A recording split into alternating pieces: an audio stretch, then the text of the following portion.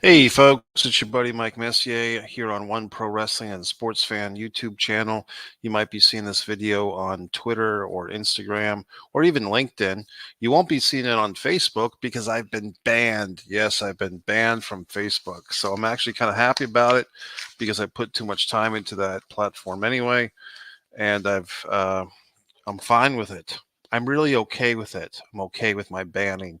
So this video, I'm going to discuss wrestlers that wrestlers, pro wrestlers for the pro wrestling fans, wrestlers that did not appear at WrestleMania 1, but could have, maybe should have, maybe in an alternate Mandela effect universe they did.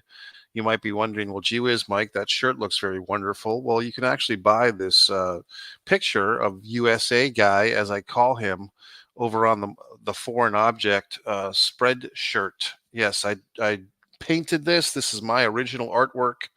I made this creation today, which you can see the holes in because I'm using the old background thing. And this one. So this was my 4th of July rendering. All these wonderful artworks. You can look into buying them or not. Or you could just subscribe to One Artist Mike Messier over on YouTube and check out my art as it comes out. Now I'm going to discuss WrestleMania 1. For those of you that haven't watched it, I know some of the younger fans, maybe it hasn't even occurred to you that you should watch these old wrestling shows for historical context. How do you know where we're going if you don't know where we've been? So for the young wrestling fans out there, if nothing else, you can see how the sport has evolved, how it's changed. But it's actually a pretty fun show. It's a fun little, tight little show by comparison. This show probably, I just counted the actual match time of all the matches, and it's unbelievable that it's really only about 61 minutes of actual wrestling action with the 9 matches. Like I said, in this video, we're going to discuss some wrestlers who were not on the show but should have been. But just as a refresher, let me bang through the quick 9 matches of what happened at WrestleMania 1 back in 1985. I believe it was March 31st, 1985, Madison Square Garden. Actually, it was a Sunday afternoon show, which is kind of interesting. But Tito Santana defeated the Executioner by submission to the figure four leg lock. The Executioner was actually Playboy Buddy Rose underneath the mask. By the way, this is live. If you happen to be awake, 3:32 a.m. Eastern Standard Time on July 8th. This is when I'm doing this. So if you happen to be tuning in live, you can comment in live time. The second match was King Kong Bundy with manager Jimmy Hart. Before Bundy was, I believe, traded to Bobby the Brain Heenan. I think the missing link was involved in that trade somehow. But basically, King Kong Bundy defeated Special Delivery Jones, SD Jones.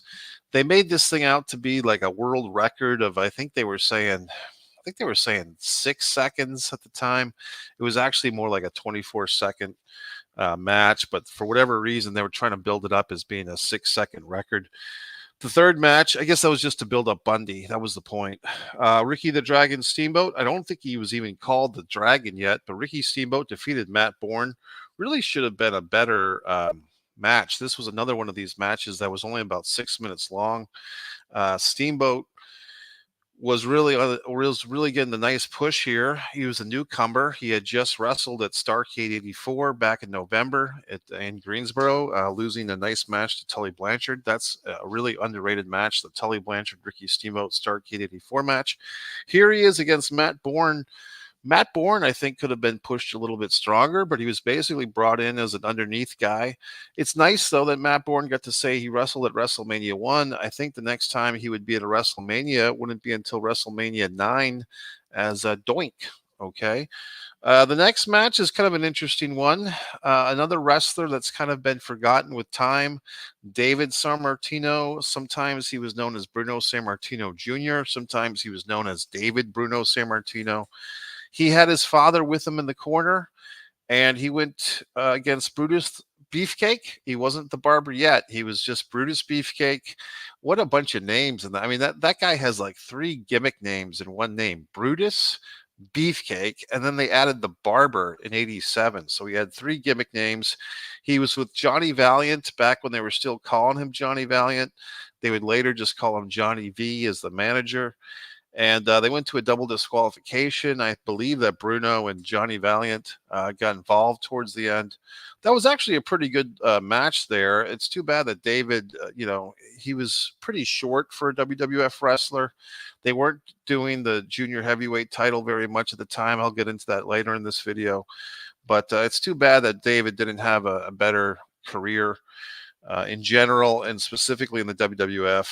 The next match was the first, I guess you can say that this was the first ever intercontinental title match at a WrestleMania. And I think if we're going in order here, this would be the first ever championship match of any kind at a WrestleMania.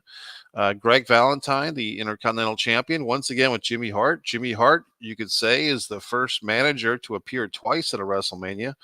But basically, Greg Valentine pinned the Junkyard Dog, but they actually, on the results here in Wikipedia, they failed to mention that Tito Santana came out and talked to the referee, and I believe they reversed the decision. And they restarted the match, and JYD ended up winning by countout. That's at least how I remember this thing. I'm just going by the top of my memory, but the old Wikipedia doesn't have that. So I'm once again correcting the internet, and that's happened before, folks. There's been a lot of times, at least several times, that I've seen stuff, especially about wrestling, online, even on the old WWE Network. There was this thing years ago, the WWE Network had posted Super Brawl 2, the Sting Lex Luger match, and they had it listed as February 28th, 1992. I told my friend Tommy at the time, I said, that's wrong. The match actually took place on Leap Day, which was February 29th, 1992. My friend didn't believe me that I was correcting the WWE Network. He Googled it, and of course I was right. It was February 29th, 1992. But in any regard, I believe the Junkyard Dog ended up winning that match by countout. The next match was also a title match, and this you could say, if we're going in chronological order here, and I believe they are, the first ever title change at a WrestleMania was the tag team title, the WWF Tag Team Championship, when the Iron Sheik and Nikolai Volkov defeated the U.S. Express, Barry Windham, and Mike Rotundo. Once again, a pretty short match. This match was listed at just 6 minutes or something. Really not very long matches on this show. This was actually a pretty damn good tag team match. And these two tag teams had a nice feud that year, trading the belts back and forth. The U.S. Express got the belts back from Nikolai and the Sheik, and then they lost them later on to Valentine and Beefcake. But this was a nice match. The Andre the Giant in the Body Slam Challenge match defeated Big John Studd. Wendy Richter regained the women's title from Leilani Kai. This was a nice singles women's match. 2 title changes on this show. And then finally, the main event, what everyone pretty much came to go see. Hulk Hogan and Mr. T with Jimmy Superfly Snuka defeated Paul Mr. Wonderful Orndorff and Roddy Piper with Bob Orton.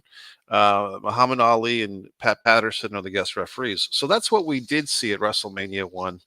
Now let's get into some of the people that we did not see at WrestleMania 1. And for this very special occasion, and I did have some new subscribers recently. Gentleman, he could be a gentleman, he could be a woman, who knows.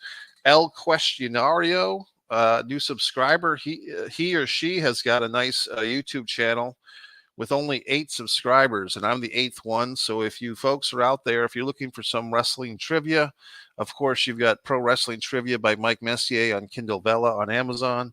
But also this individual, El Questionario, has got a new YouTube channel that I subscribe to tonight because they've been leaving some good comments, probably getting some trivia from me, which is fine. But I did subscribe, and I will endorse their YouTube channel. And they had a nice thing on the 1988 Royal Rumble, so I did leave a comment on there. So the El Questionario has been leaving some nice comments. You fine folks are welcome to leave some nice comments. And let's get into some of my graphics. So the first group of people that I want to discuss of wrestlers that did not appear at WrestleMania 1 that could have or should have, or in an alternate universe they did. Let's check out this list. This is the people that left the WWF just a little too soon to be included at WrestleMania 1. So we've got the Fabulous Freebirds. I'm not sure if you can still hear me here as I'm talking, but we've got the Fabulous Freebirds, Dr. D, David Schultz, Sergeant Slaughter, the Tonga Kid, the Wild Samoans, Offensica, and Kamala. Let's get back to me. So the Fabulous Freebirds are an interesting case. I looked up and I had a nice website, the history of WWE.com, had some good Madison Square Garden results. And from my readings, basically the Freebirds were in the WWF for a cup of coffee, as they say. The legend goes that Andre the Giant did not like the Freebirds because they were all drunk and stupid. And Andre insisted that they all get fired, which is just a great story. But basically, Terry Gordy, Buddy Roberts, and Michael Hayes were doing this gimmick where they were kind of like the new team managed by Dave Wolf, who was kind of the manager slash boyfriend. I don't know if he ever got married to Cyndi Lauper. I don't think they did, but Dave Wolf was kind of an interesting guy who was kind of in that whole rock and wrestling era. I believe he was one of the producers and the musicians on the original wrestling album back in 1985. That came out, I think, in October or November of 85. But the Fabulous Freebirds were not long for this world. It's really a shame because I think they would have done well had they been around for WrestleMania 1 in some type of six-man tag team match. And it's just too bad that they missed out because I think obviously they did some great stuff in the world class area in Florida and Mid South, UWF, Jim Crockett Promotions, the AWA. So, like I said, it's a Mandela effect. It's a parallel universe. What could have been, what maybe should have been, but the Freebirds did not have their WrestleMania moment. I'm trying to think. I think Michael Hayes wasn't he in the WrestleMania 17 gimmick battle royal? Wasn't Michael Hayes in that? And then they did get inducted into the WWE Hall of Fame. Unfortunately, I think both Terry Gordy and Buddy Roberts had passed away, so it was left to Jimmy Jam Garvin and Michael P.S. Hayes to kind of get that induction. But it's just too bad the Freebirds never really had, beyond what I just said, a real WrestleMania moment for all the Freebirds, which is unfortunate. Terry Gordy, of course, did do that Executioner thing in '96, and that wasn't very well done. Although I think he got an action figure. Didn't he get like one of those little Jack's action figures? Okay, so the Freebirds, and who else did I have on that list? I had the Tonga Kid. Let's go in order here. Dr. D. David Schultz, if you listen to the good doctor, he'll tell you that he invented WrestleMania, that, having Mr. T, and David Schultz claims that it was going to be himself and Roddy Piper against Mr. T and Hulk Hogan. And David Schultz has a pretty good story of calling out Mr. T for a fight.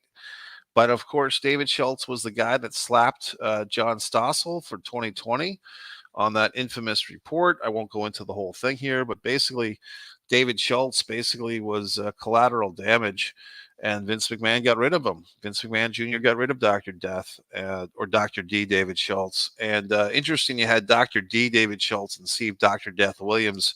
With Dr. D, it was always just Dr. D. David Schultz. And what does D stand for? Death. But they never really called him Dr. Death David Schultz for whatever reason.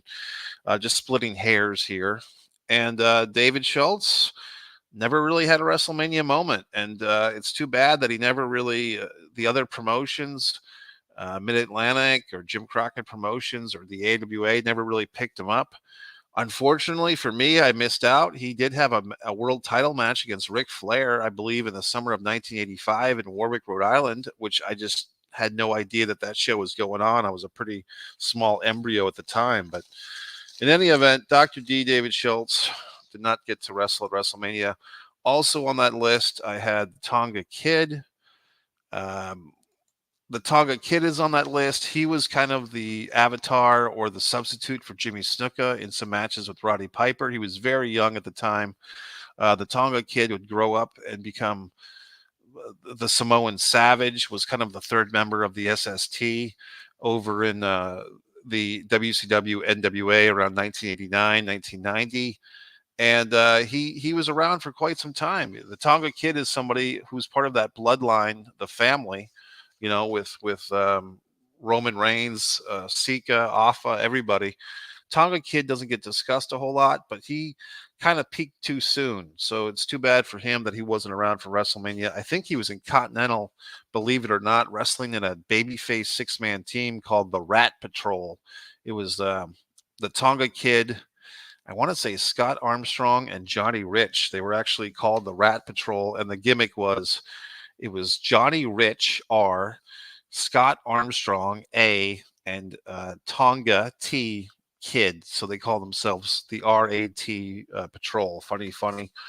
And who else did I have on there? I think I had Sergeant Slaughter. Sergeant Slaughter, of course, it's a story you've probably heard. Sergeant Slaughter had an offer from Hasbro to become a GI Joe spokesman slash action figure. The WWF, Vince McMahon, had just signed with LGN for the wrestling LGN figures, and Vince did not want Slaughter to work for at a competing toy company, so they had a falling out, and the Sarge left under really bad terms, and he wouldn't be back until SummerSlam 1990. So the Sarge, kind of went into wrestling, the non-WWF areas, Pro Wrestling USA, the AWA. He had something called the America's Championship for Pro Wrestling USA. And so a sad story, but basically Sergeant Slaughter was not there. Who else did I have on that list?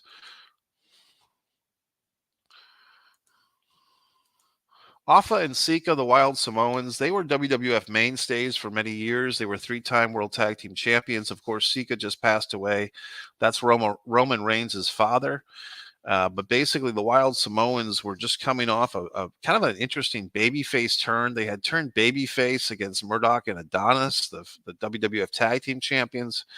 And for whatever reason, by the time we got to WrestleMania here in March of '85, I think the Samoans had just left like a month earlier. So it's kind of too bad because the Samoans were such a fun tag team.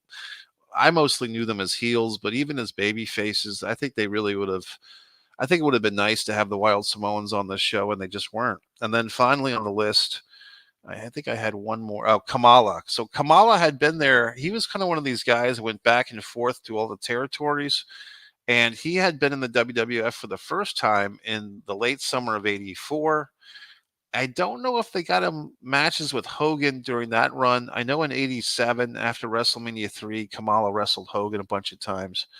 But Kamala did not get a match at WrestleMania 1. I don't think he was at 2. I don't think he was at 3. I think the first time good old Kamala wrestled at a WrestleMania, I don't think he got a WrestleMania match in '92 or '93, unless I'm forgetting something, because he did wrestle Undertaker at SummerSlam '92. I think his first WrestleMania match was that gimmick battle royal at WrestleMania 17. So sad that Kamala did not get a WrestleMania match until past his prime. So there we have the guys that were not at WrestleMania 1 because they had left. But wait, there's more. Let's check out this list. This is a list of guys that showed up in the WWF basically in the months and weeks that followed WrestleMania 1, but they missed the boat by just a few months. So here we have Randy Macho Man Savage, we have Terry Funk, and we have the Missing Link. And there's other guys that we could put on that list, but this is who I have. Savage, Funk, and the Link. So Randy Savage came in once again, going to that history of the WWE.com. We had those three gentlemen. Savage came in for June at Madison Square Garden. Funk came in for July, and I think the Missing Link was also there in June, and that's just at MSG. So they could have been on other shows in the WWF before those months. But basically, those three guys just missed it by a few months. And I was just thinking about this today before I did this video. It's interesting that the WWF expansion, like really a vital time for Vince and all those Pat Pattersons to get more talent into the WWF, was basically after WrestleMania 1 and before WrestleMania 2. Even if you look at the scope of the WrestleMania 2 card, they had that 20-man battle royal. They had 3 different venues.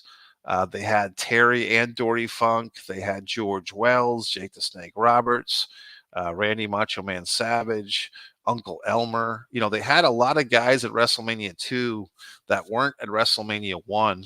Macho Man Savage probably being the most prominent, and the Bulldogs and a lot of people. So, I mean, I think in that year, you know, from 85, you know, April of 85, basically until April of 86, they just loaded up on talent.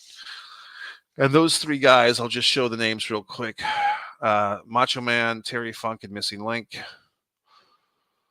Those three guys were not at WrestleMania 1 because they missed it by that much. Okay, let's go to this is a list of people that were actually at WrestleMania in some capacity, but they did not actually have their own matches because they were in the corner of somebody else. So let's check out this list. So we see Fabulous Moolah, Bruno Sammartino, Superfly Snuka, and Cowboy Bob Orton. Pretty self-explanatory there. Any of those four individuals, it's interesting because Fabulous Moolah would actually, by the time we got to WrestleMania 2, she was actually defending the title, I believe, against Velvet McIntyre. I believe that match was in Chicago. I think in the second or third match on the Chicago show. I think the second. Bruno Sammartino, like we said, he was in the corner of his son. I guess you could put Johnny Valiant, but he was pretty much done with wrestling by this point. But Johnny V or Johnny Valiant was in the corner of Brutus Beefcake. Kind of a nice for the fans like my buddy Nikita Breznikov. I've been reading his book When It Was Real. Bruno and Johnny V or Johnny Valiant in the corner because those guys had wrestled a lot against each other in the 70s. And then you had who else did I have in that list? Cowboy Bob Orton, of course, was in Piper's Corner at both WrestleMania 1 and WrestleMania 2. And Cowboy Bob, I think he only had one official WrestleMania match at WrestleMania 3 with Don Morocco in the opener against the Can-Am Connection, Martel and Tom Zank. Did Cowboy Bob wrestle in that WrestleMania 17 gimmick battle royal? I don't think he did. But he was there at WrestleMania 21 with his son in his son's corner against The Undertaker. But Cowboy Bob never had a singles match at WrestleMania unless I'm forgetting something, folks. And I don't think he was in the WrestleMania 4 Battle Royal. I think he was gone by then as well. So interesting. And let's move on. Superfly Snuka, I should say. Superfly Snuka, you would think as popular as he was, he'd actually have a match at WrestleMania, but instead he was put in the corner with Mr. T and Hulk Hogan. He was the corner man for those guys to kind of balance out Cowboy Bob. So it's just kind of sad that Jimmy Snuka, he did come back to the WWF for WrestleMania 5, but he was just kind of introduced to the crowd. And then at WrestleMania 6, I believe that's when he came back, and I think he lost a match to somebody at WrestleMania 7. I believe Snuka lost to The Undertaker, and at WrestleMania 6, I believe Snuka lost to someone. I'm just kind of blanking on it right now who he lost to. It wasn't DiBiase. Was it Mr. Perfect? Did Kurt Hennig beat Superfly Snuka at WrestleMania 6? I'm just kind of having a little Messier moment here. But in any event, let's move on to the next list. Here are three tag teams that I'll get into it, but here's three tag teams that if things had just been a little bit different with the timing, they could have all been at WrestleMania 1. The British Bulldogs, the Hart Foundation, and the Killer Bees. Three great tag teams of the era. They all missed it.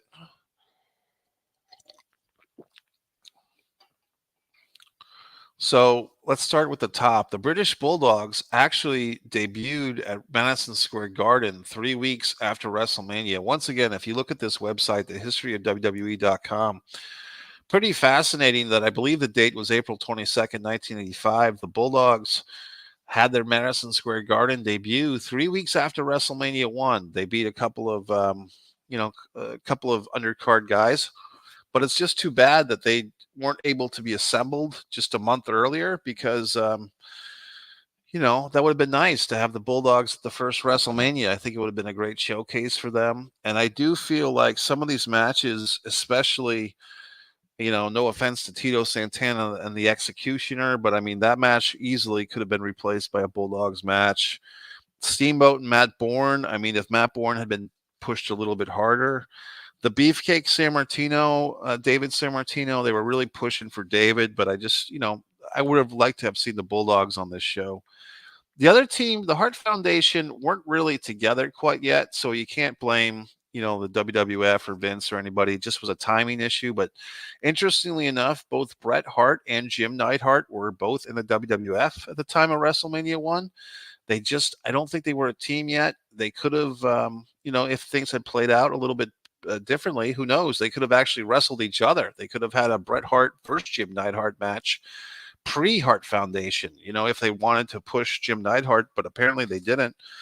And then the third team, also, I found out that the Killer Bees did not team in the WWF together, jumping Jim Brunzell and B. Brian Blair from Tampa, Florida, Brunzell from, I believe, Minnesota.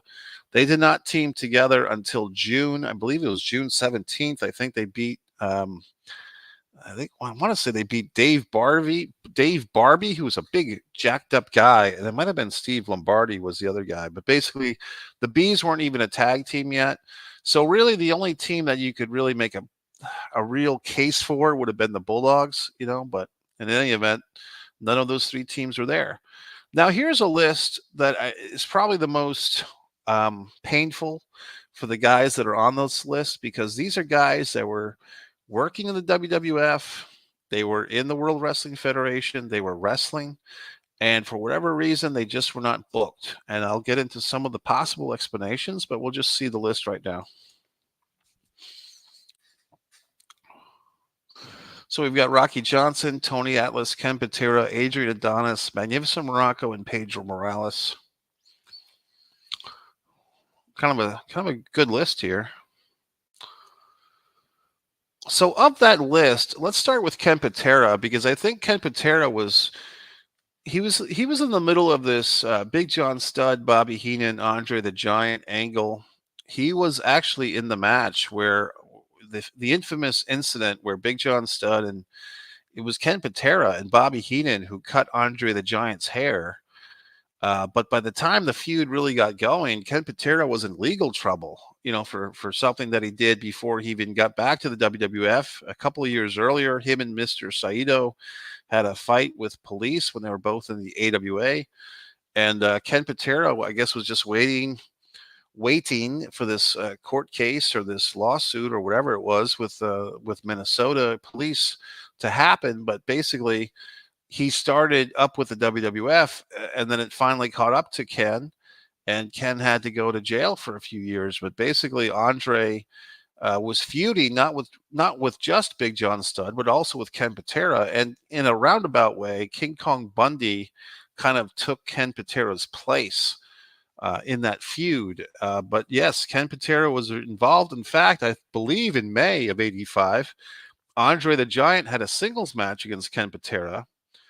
So it's interesting that Ken was there. He was there at the time. I don't even think he showed up in the corner. I mean, you would think that he would just be in the corner of Big John Studd or make some type of appearance at least, because Ken Patera was pretty prominent in the WWF at the time of this situation. But no, Ken Patera was not, as by my memory, he was nowhere to be seen on camera, at least for WrestleMania 1, which is too bad for him.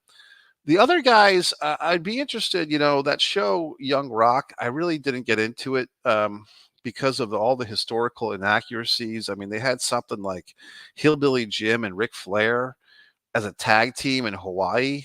That never happened, Rock. Sorry. I mean, I get it that the Polynesian wrestling had a lot of interesting bookings, but the Rock and the historical inaccuracies on the Young Rock, I couldn't really watch that show. A friend of mine, a non-wrestling fan who was just a fan of The Rock, was always telling me how insightful this show was about wrestling. And I just had to laugh politely at her because The Rock, his show, The Young Rock, is like a wrestling show for non-wrestling fans. It's just goofy, misinformation. But in any event, God, I do feel. Oh, there was one episode where Rocky Johnson, The Rock's father, was upset that he wasn't booked for WrestleMania, and I believe that story might have had some truth to it, is what I'm getting at. So I think that, as much as I say that The Rock's show, Young Rock, was historically inaccurate, I do feel like he had some things that were somewhat in the ballpark of truth. And in any event, Rocky Johnson and his buddy Tony Atlas, his on again, off again tag team partner, former tag team champions, they were not on the show. but they were both in the territory at the time, so that's kind of unfortunate. I think I also had Pedro Morales, who at that time they used to call him Mr. Everything in the World Wrestling Federation. At least that's what Gorilla Monsoon used to say. And but yeah, Pedro, uh, who was still a pretty top guy. I mean, he was kind of a guy on the downside. He started to lose more matches around 86 or so, but I think Pedro could have been on WrestleMania. I'll get into some possible matches for Pedro. And who else did I have on that non-booked list? So Adrian Adonis is kind of an interesting thing. He had just been part of that tag team. I think they were called the East West Connection. It was or the North South Connection, or the North. Because he had two things. It was Adonis and Jesse Ventura, I think, were the East West Connection. So what were Adonis and Murdoch? Was it like the East South Connection, or the whatever it was? Uh, it might have been the East. I don't know. It was just all these connections, right? So I mean, because Murdoch, I guess you would say, was from the South. So what they call the North South Connection? I got to get this thing figured out now, because now I'm getting upset, because I know that Adonis was the East West Connection, but what do they call they call them the North South Connection? So that Adonis and Murdoch were the North South Connection, and I guess Adonis and Ventura were the East West Connection. So I guess Adonis represented both the North and the East. Fair enough. So Adonis was not, Murdoch had left, basically. Murdoch was gone from the WWF. But Adonis was still around, and he was kind of doing his leather gimmick again, like the leather jacket. And he had like this suitcase that said something. It had like a woman's name on it, like Mandy or something, or it wasn't Irene, but like Adonis had this weird gimmick where he had like this suitcase and it had a woman's name on it. Like if you go back to the Wrestling Classic, the first ever pay-per-view, Adonis is on that. And was it Mandy, or was it Gertrude or something? But in any event, Adrian Adonis was not on WrestleMania 1, and he could have been. And then finally, really an interesting case here, Magnificent Morocco, who I really am a fan of, especially as his heel work, especially 1983 was just great Don Morocco stuff. It's too bad, because the way that Morocco explained it, he was actually booked to wrestle Hulk Hogan at Madison Square Garden 3 times for the WWF title after WrestleMania 1. And he said that they kept him off, Vince Jr. kept him off WrestleMania 1 as, to have like a thing where, Murdoch, I'm sorry, where Magnus and Morocco could just wrestle at WrestleMania, post WrestleMania, and be something fresh. So like he wasn't at WrestleMania because they were saving him for the house shows at Madison Square Garden to wrestle Hogan, which does make sense. But I feel like they could have had Morocco wrestle at WrestleMania 1 in order to build him up as a top challenger. I mean, that to me makes more sense. But in any event, Morocco was not there. And did I have one other name on this list? No, that's about it. So let's go on to the mid-card maniacs. Now, these are guys that probably, had they been booked at WrestleMania 1, they would have lost. And basically what we're looking at is possible substitutions or possible alternate choices for the Executioner spot, the Playboy Buddy Rose spot, losing to Tito, or SD Jones spot, losing to Bundy, or the Matt Bourne spot, losing to Steamboat. So this list is guys that could have put somebody else over. We got Chief Jay Strongbow, Tony Gurria, Salvatore Balemo, Johnny Rods, and Iron Mike Sharp. So these are guys that did not wrestle at WrestleMania. Now, that list, I would say, is probably the list that I feel like I don't necessarily have a case for any of those guys per se. I mean, I think that that Playboy Buddy Rose as the Executioner was actually a pretty good choice, because for a guy that was a little bit chubby, Buddy Rose could really move around pretty quickly. I don't know if Iron Mike Sharp or even Johnny Rod's as good as Johnny Rod's. Could they have done that upbeat tempo match that Buddy Rose did as the Executioner?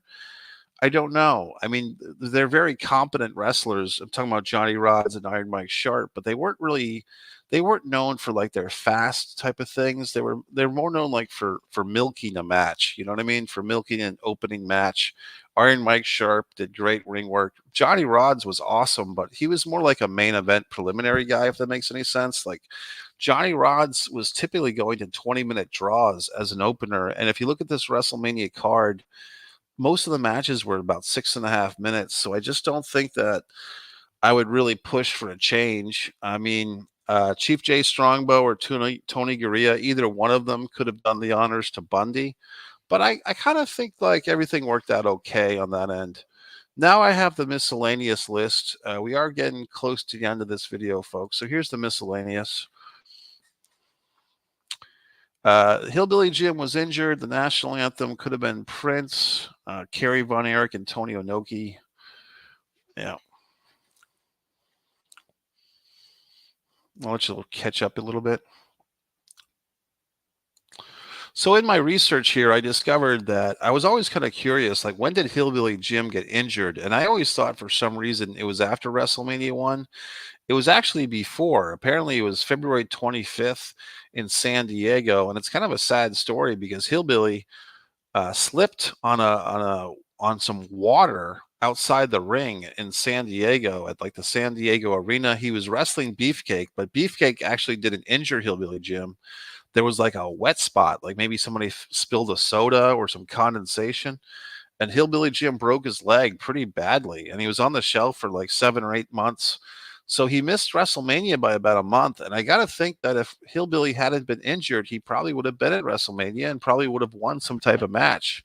I could see him maybe he would have gotten the title shot at Valentine, or maybe he would have been in the corner of Hulk Hogan and Mr. T. But in any event, Hillbilly Jim did not get a match at WrestleMania because he was on the shelf. The question mark I had for Prince, yes, I'm talking about Prince of the Revolution. I wish I could find it. I just spent about 10 minutes looking for the video, but somebody here on YouTube, if that person happens to see this, feel free to leave your link in the comments. But someone had made a video speculating that it might have been Prince who was originally booked to sing the national anthem, the Star Spangled Banner at WrestleMania 1. Apparently, the WWF had been advertising a special guest celebrity would sing the national anthem. It turned out to be Mean Gene Okerlund, because whoever the guest was a no-show, and this person did a really nice case that it might have been good old Prince, and it really made sense. So I wish I could find that video and link it for you, but I just, like I said, I wasn't going to stay up all night looking for it. I put the search into the YouTube. I searched my video history because I just watched this video 3 or 4 days ago, but I couldn't find it. So whoever's making that video, you got to put your keywords and your title into your keyword stuff. Go to MikeMessier.com and get TubeBuddy if you don't know what I'm talking about here. But in any event, it could have been Prince. And who else did I have on that list? I had international stars. Antonio Inoki had just wrestled at Madison Square Garden like 3 or 4 months earlier against Dr. D. David Schultz, believe it or not, in February. I believe that was the show where Schultz, slapped John Stossel in the dressing room. So Antonio Inoki, apparently in New Japan Pro Wrestling, were kind of in the middle of falling out with the Vince McMahon and the WWF. But it's too bad because Inoki, he could have really been good on this show. And I did say Kerry Von Erich as well, because, we all know that Vince McMahon had a real hard on in a good way for the Von Erichs, especially Kerry. This would have been a year after Kerry had kind of won and lost, or 10 months after he had won and lost the NWA World title to Ric Flair. And I think Kerry, if Vince wanted to put out an olive branch or try to get the Von Erichs over there, even though they were still technically with the NWA, I think it could have happened. And I think, if Vince really wanted to get those Von Erichs back when they were at full force or close to full force, David had already passed away, but you still had Kerry with both of his feet intact. You still had Kevin. You still had Mike. And I think that this would have been a nice way to have done that. But I think Vince had so much talent right now to worry about. He didn't necessarily have to make a big push for the Von Erichs. In fact, I think a lot of wrestlers, once they saw how successful WrestleMania 1 turned out to be, that's when more and more guys started coming over. So I can see what was going on there, perhaps. And then who else did I have on that could have been list? Oh, the junior heavyweights.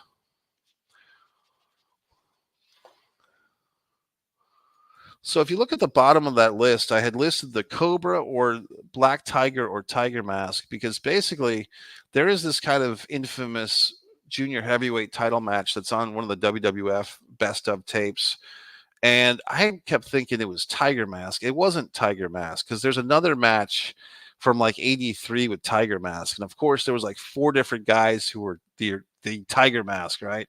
But you had the Cobra and you had the Black Tiger who were fighting for the junior heavyweight title, I think 3 or 4 months before WrestleMania in MSG, and the Cobra won the match. And I do feel like those guys could have had a nice rematch at WrestleMania. And like, once again, they could have taken the Tito Executioner spot, or they could have taken the Steamboat Matt Bourne spot, but they didn't, and that's fine. But I think, like, if you look at the ECW barely legal booking, fast forwarding 12 years to that pay per view where you had that Michinoku Pro 6-man tag team match, I feel like it does add something to a major card when you have like a non sequitur international match, just to kind of extend the olive branch and just to show that there's more wrestling out there. I mean, that's what I like when shows do something like that. But that really wasn't the Vince way. This was Vince celebrating all things New York, celebrating all things WWF. So I get that.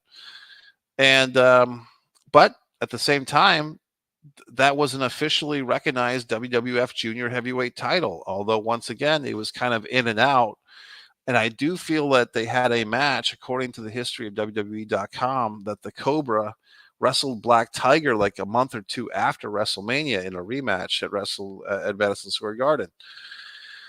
Okay, folks, now we're coming to the finale here. And you might be saying, well, gee whiz, Mike, all these wrestlers that you're thinking could have been a WrestleMania 1, but what would you have done with them? What could we have done with these fucking wrestlers? And I'm going to give you the wonderful answer.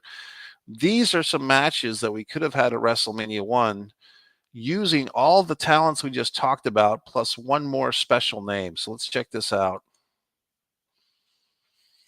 I don't know if you can hear me, but Johnson and Atlas versus the Wild Samoans in a rematch. That would have been nice. Morocco could have gotten a push over Pedro or Rocky Johnson.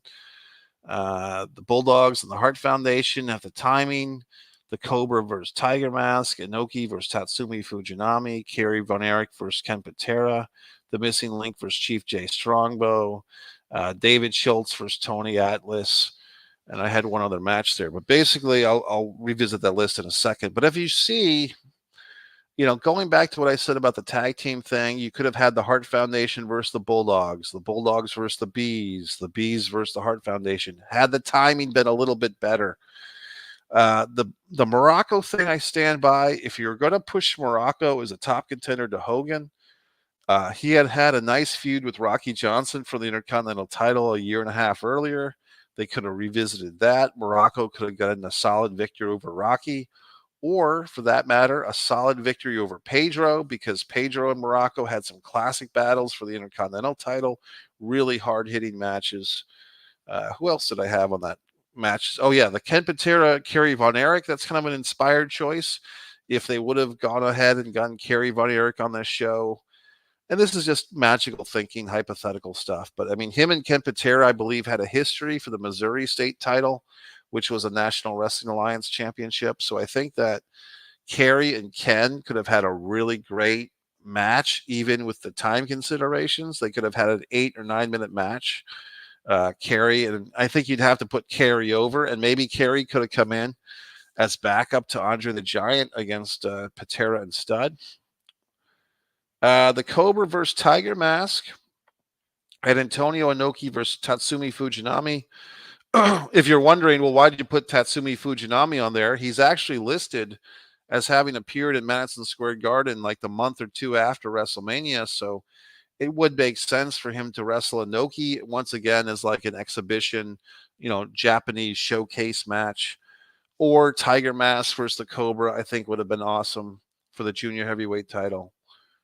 Here's one at the bottom, a couple. Let me start with this 6-man tag. Okay, so we have all these, Steamboat had a singles match. He beats Matt Bourne.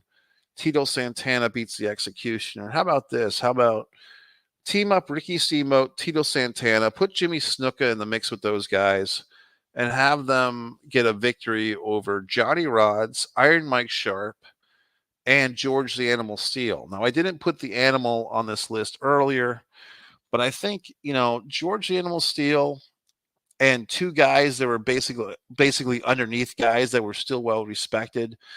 Johnny Rodz, Iron Mike Sharp, and George the Animal Steel. And in this match, if they had lost to Steamboat, Santana, and Snuka, it's a nice showcase for all the good guys.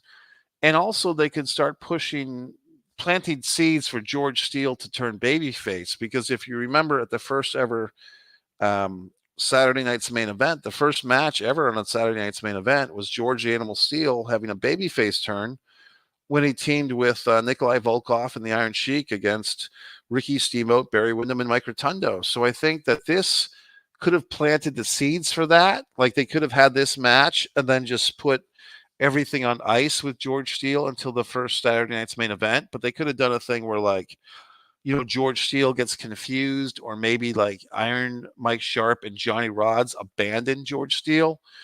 And I think that's kind of what happened at the Saturday night's main event thing. But I mean, my point is they could have planted some seeds and had George Steele on the losing end of this match with these job guys. And then when they did the Saturday night's main event thing, it could have been a continuation of that. So I think that would have been a nice payoff. And then you would have condensed the Steamboat and Santana showcase matches, and you would have thrown a bone to Jimmy Snuka because then he get to wrestle in the match, and he could still be in the corner of Hogan and Mr. T at the end. So there you go. And then what did I have at the bottom? I think I had David Schultz. Let me go back to that one. Yeah, the David Schultz thing. So Dr. D, David Schultz, like I said, if he hadn't been blackballed or outcast from the WWF at this point, he did have a lot of like racism in his character. I mean, if you look at some of the footage of him doing house show promos, it really was pretty distasteful, like the David Schultz stuff. And I guess you could say that of that era, it was a little, I wouldn't say acceptable, but it was just more, I don't know, common, or people just didn't think about it as much, or maybe because there wasn't a prevalence of social media and stuff like that to kind of catch people on this stuff. And it was wrestling. That's the other thing. It was wrestling. So, but David Schultz and Tony Atlas would have been a really good match. And Tony Atlas was a very entertaining guy. You know what I mean? He still is, actually. So I think that David Schultz and Tony Atlas, they did have some tag team matches. Piper and Schultz, or Piper and Orndorff against Atlas and Johnson, was on the house show circuit. And then finally, I think I had the missing link. The missing link against Chief J Strongbow, just to get Strongbow on this show, I think would have been nice, even in a losing effort against the missing link, who came in, I believe, managed by Bobby Heenan, and he wasn't too long for the WWF. The Johnson and Atlas versus Samoans match, I think, would have been awesome. It would have been a rematch of the tag team title change from a year earlier when Johnson and Atlas had beaten the Samoans. And yeah, I know that I said the Samoans were kind of baby faces a little bit, but I think they could have easily, been heelish against Johnson and Atlas, and they could have had this thing as like a number one contenders match for the tag team title. And I think if Johnson and Atlas had won, or even if the Samoans had won, that the winning team to face, Sheik and Volkov would have been really pretty awesome. I mean, I think Johnson and Atlas versus Sheik and Volkov would have been a great tag team title match. I think the Samoans versus Sheik and Volkov, and for that matter, the Samoans versus Windham and Rotundo. I think the only thing that would have been probably against the norm for WWF would have been Johnson and Atlas versus Windham and Rotundo. That maybe would have split the audience because they were all baby faces. But I think, can you imagine Samoans challenging Volkov and Sheik, or the Samoans challenging Wyndham and Rotundo. That would have been nice. And I think Johnson and Atlas versus Volkov and Sheik. I mean, that is box office. I mean, that's huge. So they didn't do that. Of course, they gave us Jimmy Hart and King Kong Bundy versus S.D. Jones for 6 seconds instead. But in any event, I mean, I'm just having fun. And then what was my final thing here? Um, yeah, the Hart Foundation versus the Bulldogs. Like I said, those teams weren't really together quite yet, so you can't really blame them. But the Magnificent Morocco stuff, Morocco versus either Johnson or Pedro, either way to build up Morocco. Well, that's it, folks. I mean, we've had some fun here. Like I said, I do appreciate the subscribers. My buddy Laza, who's a great subscriber, he subscribes not only to this channel, but to one Mike Messier. He had a nice comment on my sleeping on the job video. I do have basically like four YouTube channels now. There's this one Pro Wrestling and Sports Fan, which is pro wrestling and sports stuff. We have one Mike Messier, which is Mike's Instant Movie Reviews. We have one Artist Mike Messier, which is my wonderful art. Okay. And then we do have One Man and a Camera Films, One Man and a Camera Films, which is my fantastic film work. So all these wonderful things. You should subscribe to all these channels. You should go to Spreadshirt, look for the Foreign Object, lowercase, buy one of these wonderful t-shirts that I'm wearing. You can even get this on a hat. You can get it on a jacket. You can do all these wonderful things. You can go to MikeMessier.com, scroll to the bottom, and buy my books, for Christ's sakes. But this is it, folks. So, I mean, if you have any comments or queries or questions, you can leave a comment. You can leave a question. You can tell me how great I am. I do accept accolades. And that's it. So I think I'm going to go to sleep because now it's 4:21. Got a minute? And I'll sleep knowing that I did a wonderful video for you people.